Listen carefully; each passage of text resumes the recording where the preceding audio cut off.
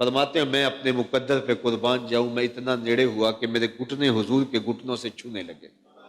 جب اتنا نیڑے ہوا تو حضور نے مجھے پوچھا وابسہ کوئی سوال پوچھنے آئے ہو؟ میں نے کہا جی حضور میں سوال پوچھنے آیا ہوں۔ کہا جو پوچھو گے تم پوچھو گے یا میں بتاؤں کیا پوچھنے آئے ہو؟ عرض کی اگر آپ بتا دیں پھر تو کمال ہو جائے۔ فرمایا تم خیر اور شر کے بارے پوچھنے آئے، اچھائی کیا ہوتی ہے برائی کیا ہوتی ہے، یہی سوال ہے نا؟ جی حضور یہی سوال ہے۔ کہا اس کا جواب مجھ سے لینا یا اپنے آپ سے لینا ہے؟ عرض کی جواب آتا ہوتا تو سوال ہی کیوں بنتا۔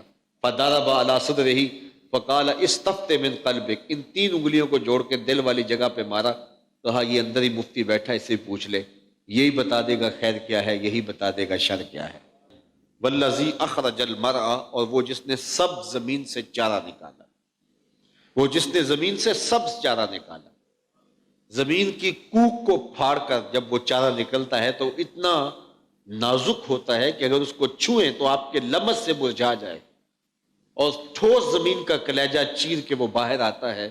جبکہ آپ اس میں انگلی گسیڑنا چاہیں تو وہ زمین مزاحم ہوتی ہے، لیکن وہ ٹھوس زمین سے جس میں آپ انگلی داخل کریں تو مزاحمت ہو، اس سے نرم کومپل باہر آ جاتی ہے۔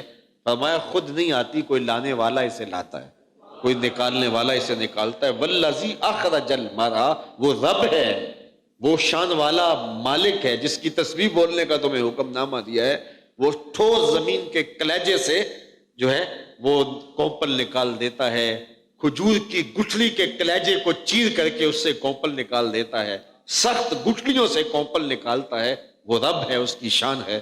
والذی اخرج المرعى فجعلہ غثاء احوا، پھر اسے خشک اور سیاہ کر دیا، پھر وہ سوکھ جاتا ہے اور وہ توڑی بن جاتا ہے، موسم سرما میں وہ کام دیتا ہے، اس کی غذائیت ختم نہیں ہوتی۔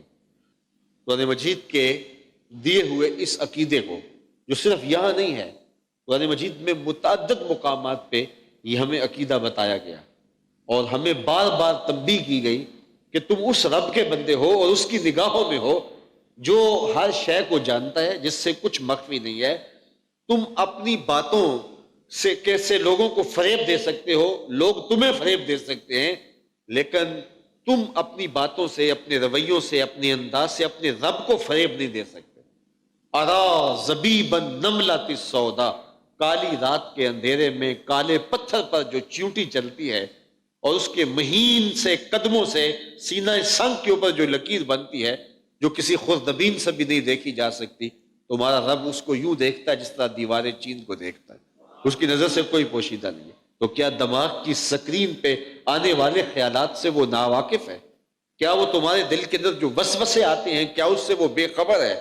تو جو تم بظاہر نیکی سمجھ کر کے لوگوں کو تاثر دے رہے ہو کہ یہ نیکی ہے، لیکن تمہارے دل کے گوشے کے اندر کوئی اور منصوبے ہیں، تو کیا تمہارا رب ان منصوبوں سے بے خبر ہے؟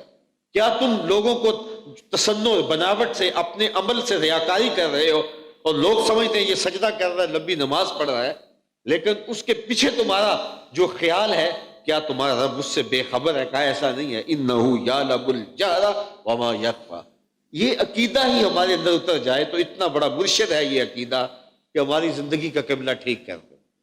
جہاں کوئی سیکورٹی نہیں پہنچتی، کوئی ایجنسی نہیں پہنچتی، وہاں یہ عقیدہ پہنچتا ہے کہ میرا اللہ مجھے دیکھ رہا ہے۔ تو کاش اس عقیدے کو ہم اچھی طرح اپنی روح میں اتارنے کے لیے کوشش کیا کریں کہ میرا اللہ مجھے دیکھ رہا ہے۔ اور یہ تیقن جب بندے کے ساتھ جڑتا ہے اور بندے کے اندر داخل ہوتا ہے اور بندے کے عقیدے میں روشنی دیتا ہے، تو پھر اس کے عقیدے میں حسن پیدا ہوتا ہے، اس کے عمل میں نکھار پیدا ہوتا ہے، اس کو خود بخود خلوص و للہیت کا نور نصیب ہو جاتا ہے۔ وہ بند کوٹھڑی کے اندر بھی اور جو ہے وہ انتہائی تنہائی کی صورت کے اندر بھی جرم نہیں کر پاتا اس خیال سے کہ میرا اللہ مجھے دیکھ رہا ہے۔ تو یہ یقین ہماری زندگی کا حصہ ہونا چاہیے، اور مومن کی زندگی ہے کہ میرا اللہ مجھے دیکھ رہا ہے۔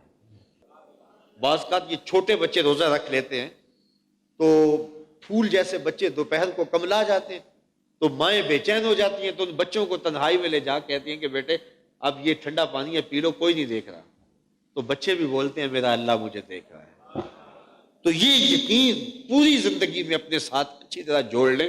اس عقیدے کو قرآن نے ایک بار نہیں سینکڑوں بار قرآن کے دامن میں بیان کیا ہے کہ تمہارا اللہ تمہیں دیکھ رہا ہے، وہ خبیر ہے، اس کی نظروں سے کچھ اوجل نہیں ہے، اس کی نظروں سے کچھ پوشیدہ نہیں ہے۔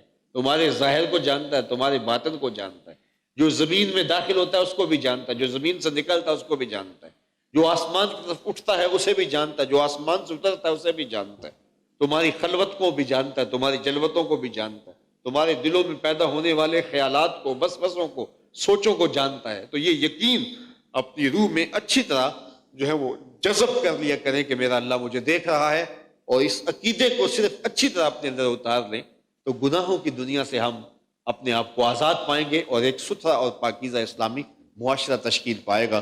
تو مجھے اور آپ کو اچھی طرح اس عقیدے کو اپنے باطن میں اتار لینا چاہیے کہ میرا اللہ مجھے دیکھ رہا ہے۔